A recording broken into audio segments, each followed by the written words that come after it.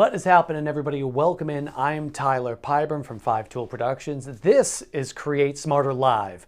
So we've run a few of these different shows right now, and one of the things that we've noticed this entire time is, well, we're just having a good time. We're trying to figure things out. And as you can see right there, we're playing things through my computer, through our mixer in the back end, and just having a lot of fun in the entire process. So today, we've got the news, we've got a few interviews, and really it's all about branding today. That's what today's show is really all about. And the way we want to kick things off is really kind of diving into the news first. What are some of the headlines that took place over the weekend and are happening kind of all over the place right now? So to kind of get things rolling, let's get to the headlines and kind of dive into what took place over the weekend and what's taking place right now. First off, we're going to be talking about Facebook. Phil, if you could dive into what we've got going on my computer right now.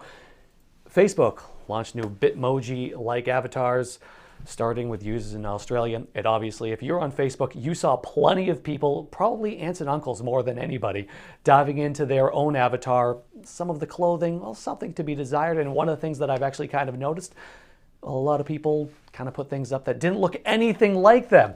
Now, obviously, it's a kind of a fun thing for people to enjoy during this kind of interesting time for everybody out there. But the other piece of this is what's to come next with Facebook, specifically with these avatars. And the way I kind of look at it is say, they like to monetize everything. They have no plans for it right now, but some way, somehow in the future, you could see some sort of monetization with this. Whether it's branded clothing, branded different types of avatars, and obviously things being rolled out, just like Bitmoji does as well. So something to see in the future. Now, the other piece of this that I thought was really funny is that, well, you can tell people probably put on, like me, a couple pounds during quarantine because their avatars a little thicker in the cheeks. Anyways, let's move on. One of the other things that's going to be interesting right now, obviously with a lot of different states reopening, that is the tourism industry.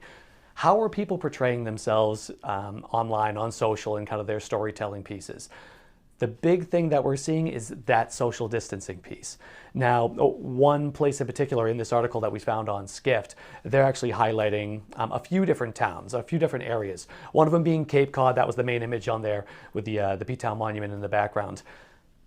They're usually known for, kind of big, bustling downtown, a lot of fun, a lot of nightlife, a lot of parties, a lot of people kind of gathering together. The thing that is, in fact, interesting is something that's their messaging is totally different than what it's been in the past. And it makes you think about what's going to happen in places like Las Vegas, where everybody's come together, the nightlife and things. There, in P-Town specifically, are saying things like, let's take it easy this summer. Let's relax. Let's get back responsibly, really. So we're having some interesting conversations with that, with some of our clients as well, that are talking about, well, we might shift the narrative a little bit right now. And from a branding perspective, it's very interesting. And we'll roll a video just from a B-roll perspective. Places that are really trying to take advantage of this is places like Wyoming. They just recently launched a video and said, hey, we have wide open spaces right now. We've been feeling a little empty, as you see on the screen.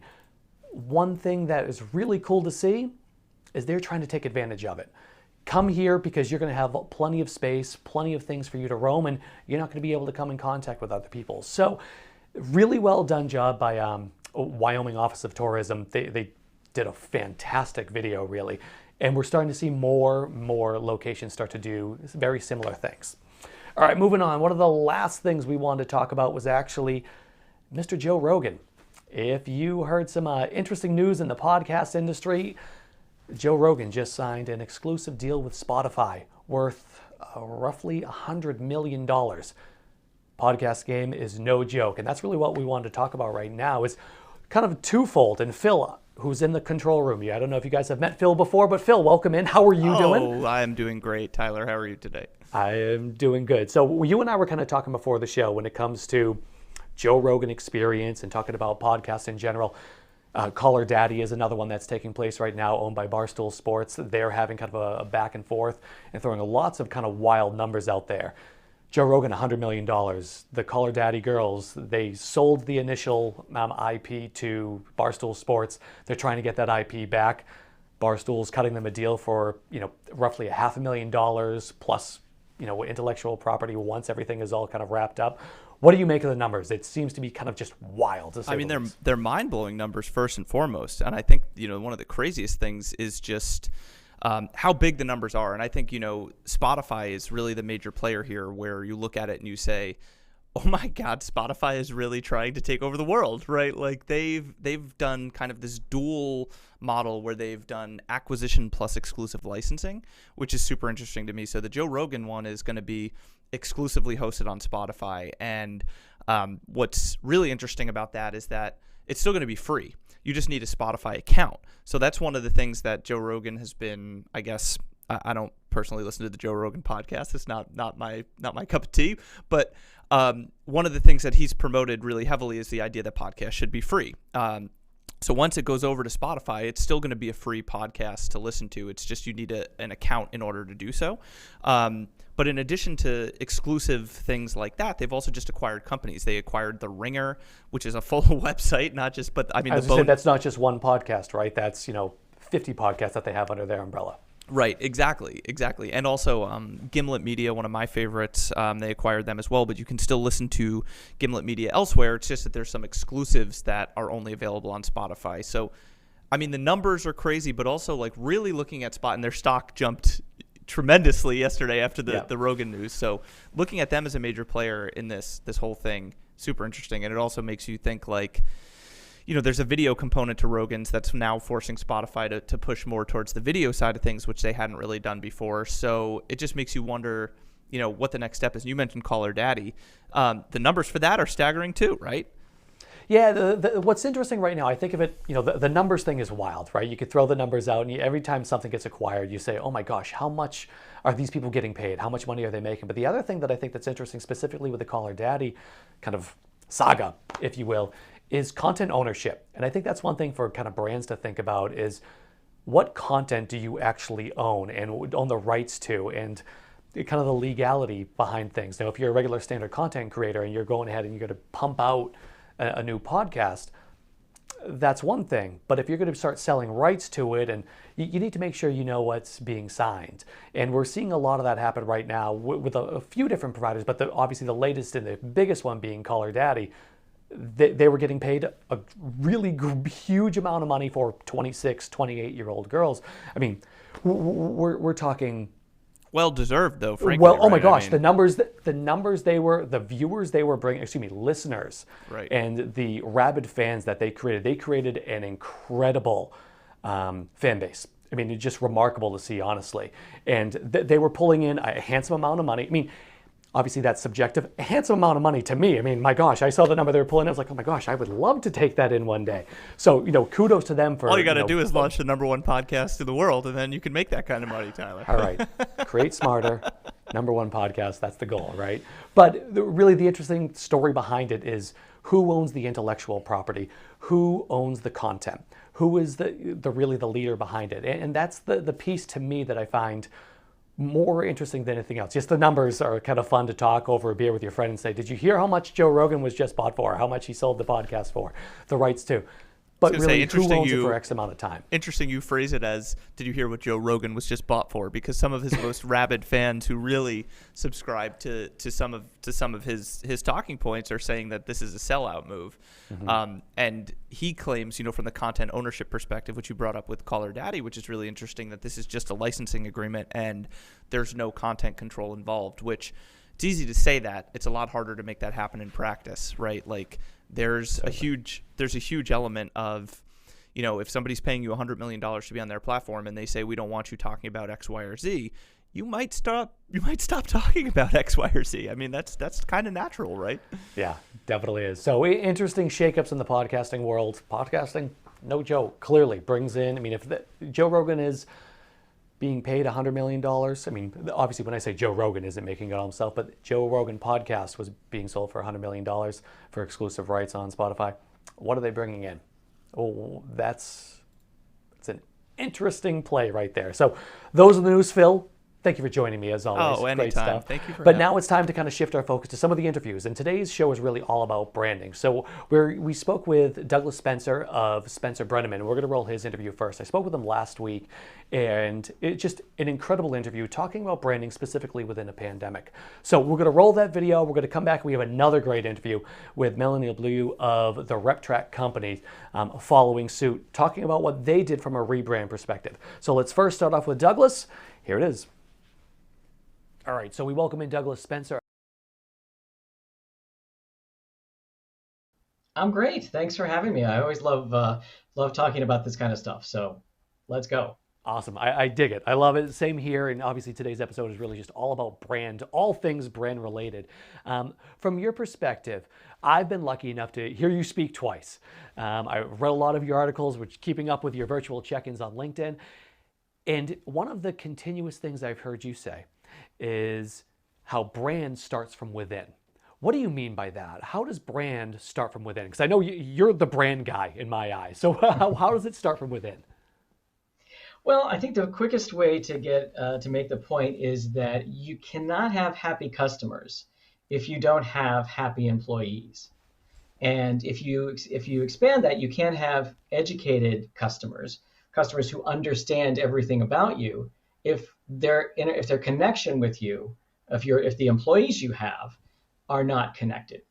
And so that's the high level way to look at it. But it goes much deeper than that because everyone in an organization, regardless of if they come in contact with a client on a daily basis or never at all, everyone needs to understand the brand and why it exists so that they can do their roles better. I mean, there's plenty of examples of like that. So even as something as mundane as accounting, no offense to our CPA friends, you're very important, but something like that you don't necessarily associate with the brand. However, if your brand stands for flexibility, then you can't demand that customers pay on the same day every month. You might want to let them choose what day they pay for.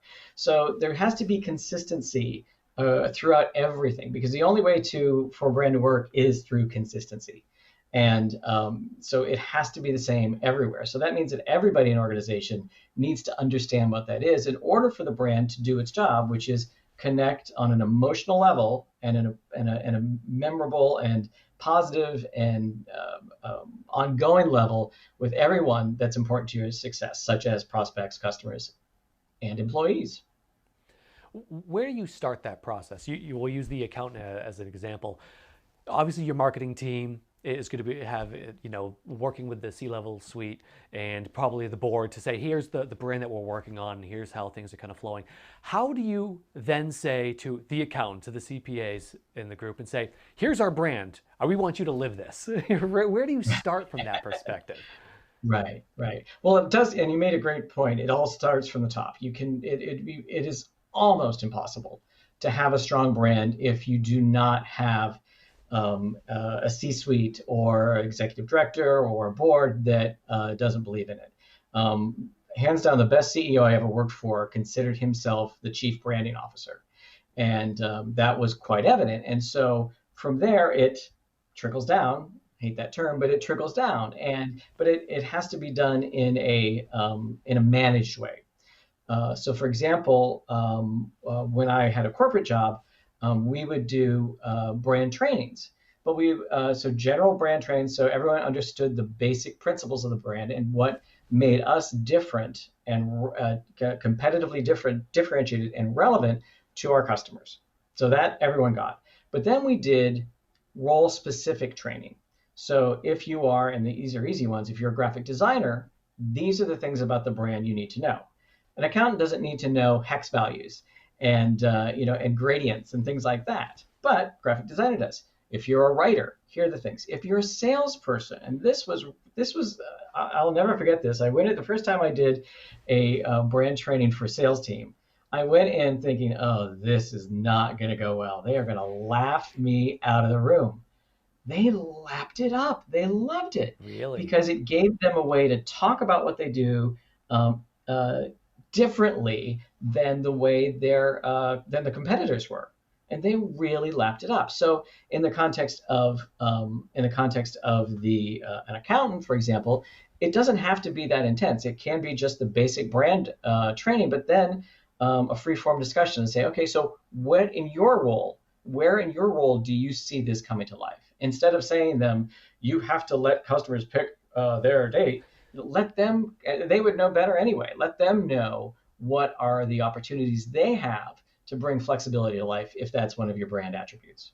I mean, it really is kind of knowing your audience, right? I mean, the same rules apply for the external audience as it does the internal audience, right? I mean, when you say we're talking to this group of people, you're going to talk to them a certain way. They need to know this. They don't need to know that. Whereas the same thing on the inside, the accountant, like you said, doesn't need to know what the RGB code is, right?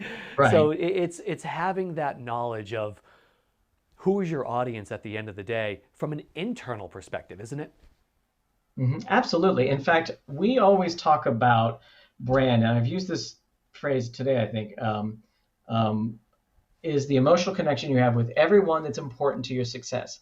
I don't differentiate employees from prospects and customers because it's all about the brand has to have an emotional connection with the employees. If you want to attract and retain the best talent, you've got to treat them like the important elements to your success that they are. And so you have to think about them in that context, which means you have to think about them and their specific needs and how do you connect with them. Now, on the flip side of things, how do you what's the next step in terms of getting those kind of boots on the ground internally to almost employee advocacy, to have them kind of be charged up, to be part of kind of your marketing department, right? I mean, I always laugh when I hear people say, everyone's on the sales team. I like to think that everybody's on the marketing team as well, right? Because you want them kind of getting that message out. And it's easy for people to say, I want you to press this button and tweet this. But where does it start to get people that they're helping tell the story? That's a great question, and you and I have talked about this, but I feel like I have spent the last 5 to 6 years of my career trying to explain to people that branding is not just a logo, and it is really the vision that an organization has, whether that's the founder, whether that's the executive director, the president, the CEO, the board. It's that vision, and that vision has to be focused, and that vision has to be inspirational. Because, and more every day as the workforce shifts from one generation to the next, people are not working just for benefits and the paycheck. People are working because they want to be part of something that's bigger than themselves. They want to be part of something that they feel good about, or at least don't feel crappy about. So you've got to have a vision from the very top that comes to life through everything. And so once you inspire that vision in the people in your organization, some people are going to get it faster and they're going to get it right away. And those are the people you tap and say, hey, help us with this. Help us. You make them brand ambassadors or whatever you want to call them, and you get them and their reverence for the brand to infect other people. It's weird using infect in a positive way, but but you get them to really get other people excited. Awesome. I love that. So, you said infect, so I guess we'll shift the focus to something like that right now. With everything going on in the world right now, how much focus should you be putting on brand? Is now the right time to be focusing on some sort of brand shift, a pivot, if you will? I used to teach a marketing class, and the students would make fun of me because I answered almost every question with, well, it depends. And that applies here too. It depends on what the state of the organization is. Somebody asked me, I was on a podcast a couple weeks ago, and they said to me, how come some brands are getting through this and they are connecting with the right messages and they're coming out looking good and they feel good? And I said, well, it's because they know who they are in advance of this. I use this for example all the time. There used to be a club in Kenmore Square here in Boston. The signs, in the entryway, it says dress code, know who you are and dress accordingly. And I think that is, well, words to live by for everyone, but also especially for organizations. So the organizations that going into the global pandemic that knew who they were probably don't have a lot of pivoting to do unless the folks that they work with have had serious life changes. So you think of people like, maybe you're an organization that services the food industry, or maybe so that might require, if it's drastic, you might need to require a little bit of a pivot. But if you were just kind of getting along, which most organizations do, and it's completely normal though, because people focus on the squeakiest wheel, and day in and day out, you try to fix whatever the most urgent problem is in front of you, and that's great for short-term results, but in the long term, it really fractures your focus. And after a while, you forget who you are, and you're inconsistent in who you are. Your message becomes sometimes convoluted, hard to follow, and sometimes even contradictory. So it's those organizations that really need to take advantage of this situation and realize, okay, stop. How have we changed? How have the needs of the people we serve changed? And how do we go about focusing on on delivering what we do best relative to what is needed most? I love that. I really do. And it's funny that we've heard that a few different times now. We were just speaking with Bill Schick of Mesh Interactive Agency in Boston as well, and he had said something similar, shared a similar sentiment when this kind of all started. Say, from an advertising standpoint, what should you do? And he said, go back to the roots. Who are you? What do you do well? And what is your team about? Who do you service? Mm-hmm. Say that over and over and over again, right? And that's kind of the truest form of it. And otherwise, if you just change and pivot, it looks like, a little opportunistic that you're trying to jump on top of something like this. So agree wholeheartedly with what you were just saying right there. Yeah. Well, if I could go ahead. Yeah, jump in. That. Sorry, I could add that. That's the other role of a brand strategy, and that is keeping organizations focused. So that you don't get caught into that fractured focus conundrum, that you do have these guidelines or guideposts by which to work. So you know that, okay, yep, this is something I can do. This is something that we shouldn't do. There's a CEO of a Cambridge-based pharmaceutical. I'm not going to say who it is, because I don't have firsthand knowledge of this, but one of his brand person told me that he carries with him a laminated copy of the brand house that has their pillars and what they stand for and what they focus. And he takes it with him to meetings. And when people push back, he just picks it up and he says, that is not why we're here. And just to remind folks, and it's more of a dramatic device than it is like he knows what they are. He doesn't need to. It's not a cheat sheet. It's for effect, it's for effect, absolutely. But it's a perfect example of how a brand strategy can keep you focused and keep you true to who you are and whom you serve. Awesome, I love it. To kind of close this up right now, Douglas, how do you think, with what's going on right now, how do you think this shifts people's focus, or does it? I mean, based on what we were just saying, does this actually shift people's attention to what they're doing from a brand strategy standpoint? I think it does, and I think it should. And to be perfectly clear, there is nothing wrong with oily and squeaky wheels. You've got to pay attention to the small things, absolutely, but you can't do it exclusively. And you need to stabilize your situation, absolutely. If you're in some sort of a trauma, if you're in a trauma like a global pandemic, you've got to shore the ship. Is that right? We'll just say right the ship, and that will make it easy, right? Right the ship. That's it. That's what I was looking for. Yeah. Clearly, I'm not a native New Englander. Right the ship, and then you can think about where you're going to point the ship. And often I think that these provide, when things change so starkly, I think these provide people with an opportunity to take a step back and think, okay, what do we do now? And not be afraid of that question, but actually embrace it, because some great things can come from that. I love it. Awesome. Douglas, real quickly, tell me, where can folks find you? They want to interact with you. They want to engage with you. Where's the best spots to do so? Well, I'm pretty easy to find. I am on LinkedIn, as is everyone. The easiest URL to remember for our website is startwithbrand.co. Startwithbrand.co, and then my email is douglas@spencerbrenneman.com. Awesome. Douglas, honestly, can't say thank you enough for taking time out of the day. Really appreciate it. I love it. It's great. Thank you.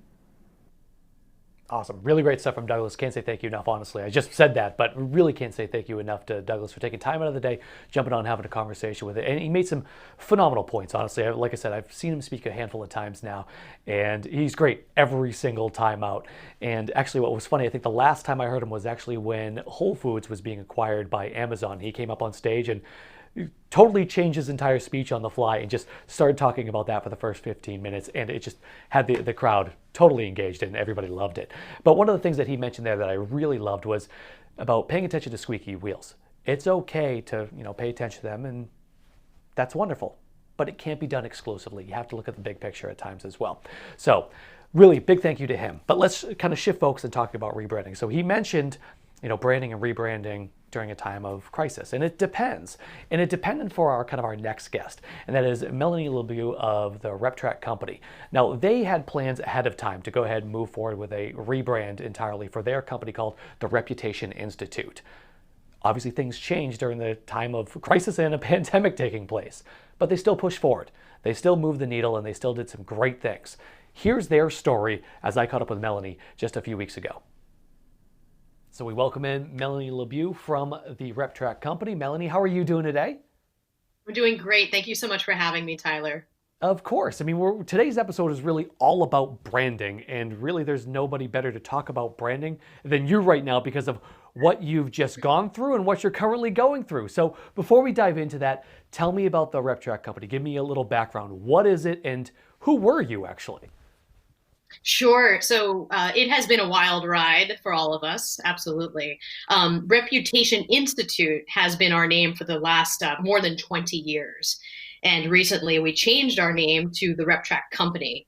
And what we do is help business leaders understand how they're perceived by the people who matter most to their business. So that might be stakeholders like employees, your investors, consumers, and we can do that across global markets against competitive benchmarks and various other key markers. And that's the work that we do. It's very data driven, and we focus on helping drive revenue for businesses.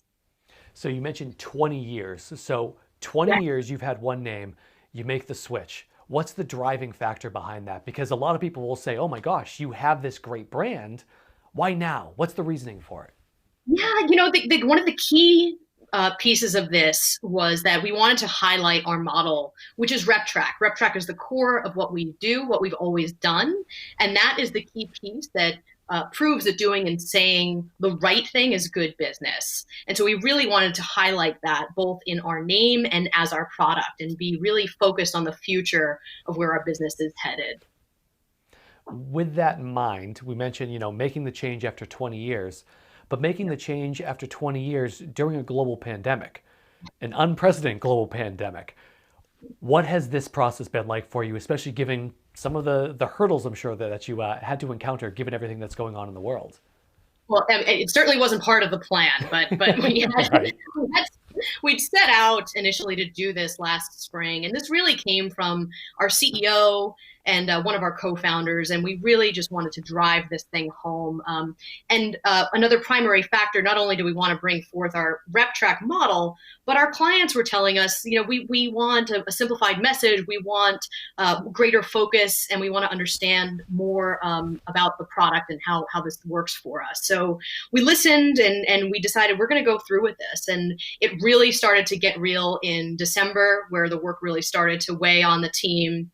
And we were pushing through, and then came, March, and there was a global pandemic, and it started impacting our global offices, Italy first, among others. And, at first I thought, well, I guess this thing is off. We're not going to do it.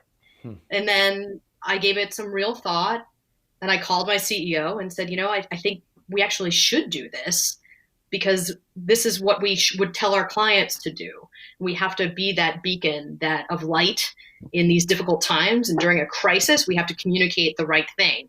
And she certainly didn't need my convincing. One of the great parts about this is that our CEO was very steadfast and true to this project from the beginning. Said, no, we're going to go forward. And there was some healthy debate among the leadership team, I think, as there should be. We didn't want to at all come off as being self-serving in a time of crisis like this, but it was really important to us to get out there and do the right thing for our business, for our clients, and our audience. So tell me about some of the challenges and really how the work really went. Did you take it and say, we're going to have kind of a big coming out party in a sense? Are you trying to release in phases, especially given everything that's going on? Mm-hmm. Yeah, I mean, initially I was very focused on external, how this would be perceived externally. What would the media say? What would our website look like? Would this help our recruiting efforts for new hires, investors, all of these important key aspects? And what I realized going through the process, and especially in light of the pandemic, is that what we needed to do was focus on our people first. What we had to focus on our own employees and our own workplace and our culture, and using that as a driving force really helped get the message out through employee ambassadors. And that is, interestingly, what the data is showing us is helping other companies through this crisis. So we focused on, instead of having our big party and celebration, and we were going to have musical celebrations and all of these things in the office, we very quickly had to pivot and figure out a way to do this through Zoom. And what was really interesting is I think it gave everyone, all the employees, it gave us a moment and something to really hold on to and rally around. And employees were making RepTrak playlists, and we had dress your pets up in green day to match our new logo, and meditation and things like that really just gave everybody something exciting to rally around and celebrate and focus on in a time of crisis. Awesome. That's so cool. I would love to see some of the pictures of that, by the way. So definitely share those at some point in time. Or maybe don't, because who knows how crazy that actually went. Yeah. But anyways, I want to backtrack to something you just said in regards to convincing your CEO to move forward. It didn't really take much. I've obviously had the opportunity to work with you guys in the past. And one of the things that I feel like I've heard Kylie, your CEO, talk about all the time was being brave, and the notion of making sure that we can do this and have full confidence in yourself to be brave, to make the right decisions. It's one thing to have the confidence from your CEO. What about the rest of the team? Were they on board with kind of pushing forward during all of this, or were they a little bit hesitant? Tell me how those conversations really went. Yeah, I mean, I think rightfully so, people were hesitant. And so I'd be lying if I said otherwise. It was a little bit of a debate, and it was conversations that we needed to have that were worth debating. But we kept pointing to. So our new logo represents an aurora. It's the aurora borealis. It's inspired by that, by the northern lights, and we kept pulling it back to that. Like, what does this actually mean? What value is this providing to the people who matter most to our business? And that helped people get their minds around it a little bit. And when we think about the aurora, it's always changing, like reputation. It serves as kind of a beacon that draws people in, just like a good reputation would to a company or to a CEO. So we kind of just focused on that. What is the value that this delivers? And we felt that RepTrak did deliver value to people at this time, especially now, perhaps more than ever. You mentioned the logo, and I think that's so important because you mentioned the logo and the meaning behind it as opposed to just something up that looks pretty. And I think sometimes people so often get lost in, what does the font look like? What's the typography? What's this logo look like? And forget about the meaning and really the values that it stands for. Just talk about the importance behind that and really the driving factors for you. I know you mentioned you're such a data-driven company. Just to talk to that a little bit, how that played an influence in kind of the look and feel of everything. I mean, that kept us focused. It was that big picture thinking about what does this all mean that we can all rally behind as a company to support, and it was very powerful message and a very powerful narrative to celebrate as we put this forward. And it's a story that. Like I said, especially now, given all of these outside factors that are impacting us and impacting the business, that everybody can feel really confident about. And it was important to us that we had to, it's like, keep your house clean first and get everybody around it internally, because whatever you say internally is going to get out. And as it should, right? But you have the right message. And if you can sell internal, you can definitely sell external. And that's really where we were focused, to bring everybody around kind of this unified message. And it was very well received right away. So we really hit the mark on that, which was had a big influence in the ultimate rollout. Awesome. That's, anytime you can chalk up those wins, that's huge for sure. Yeah. No question about that. So let's talk about if other companies are kind of going through this, other marketing departments are starting to think about going through a rebrand. I mean, whether there's a pandemic or not, what's some of the advice that you kind of have that, because it's a daunting task. Anybody that's been through a rebrand in the past, it kind of puts them in the track and say, I don't know if I want to do this again. What's some of the advice that you have? I think, overall, there's really two key pieces here, at least for me. Overall, it's value, and then also workplace. So value, again, pandemic or not, if you're doing something that doesn't provide value to the people who matter, then you're just not doing your job. And as marketers, it's our jobs to do the right thing at the right time, targeting the right people. And if it provides value, go with it. And that's really the message that I can't iterate enough on. That's really important. And the second piece is workplace, which I've already kind of alluded to, but focusing on your people first. Again, that messaging internally is going to get out externally, and you've got to build up this base. That's really important.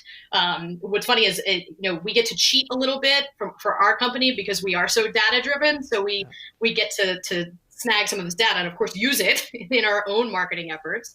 And, we found that something like over 60% of the general US public, they want to hear from employee ambassadors right now rather than from paid media. They want to hear earned media.